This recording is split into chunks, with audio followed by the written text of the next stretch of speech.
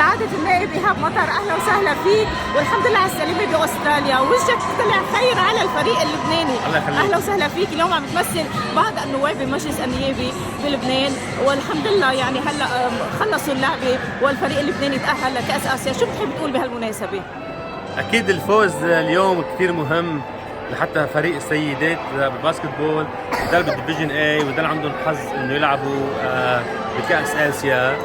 لو بيشوفوا بس الدولة اللبنانية كيف كان الفريق لما ربح، كيف كان عم بيحارب يعني بالفعل باللحم الحي. بنعرف الوضع قد ايه صعب، ولكن لو بيشوفوا قديش الفريق اللبناني وقديش كل لبناني بالعالم بحارب كرمال وطنه، كانوا بيستحوا على حالهم وكانوا يمكن بضحوا وبتنازلوا شويه وبيساعدوا هالشعب. نحن شفنا اليوم انه الفريق يعني كان عم بيقوم بكل شيء في عليه، كان حاطط قلبه على كفه، كان حاطط دمه على كفه، حتى بالاخر ربح، وربح مش كرماله، ربح كرمال لبنان حتى يضل اسم لبنان عالي. فانا بدي اقول لهم للصبايا يعطيكم الف عافيه، وانا بدي اتمنى انه الشعب اللبناني يكون عم ياخذ عبر من هالنجاحات اللي نحن عم نقوم فيها يعني خارج لبنان، ونكرس هيك همتنا شوي بلبنان لحتى نكون عم نقوم بنجاحات قلب لبنان.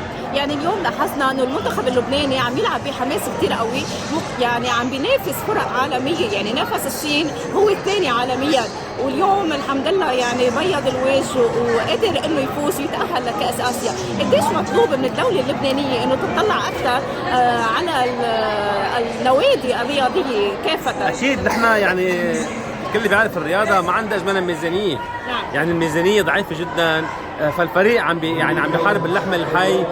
لو في امكانيات ماديه نحن بنشوف انجازات على مستوى عالمي اكثر بكثير. انا بتمنى انه يكون هيدا اهتمام الدوله، انه نكون عم نكرس جهودنا لحتى ننمي الشباب. اول شيء الكل بيعرف انه العقل السليم في الجسم السليم.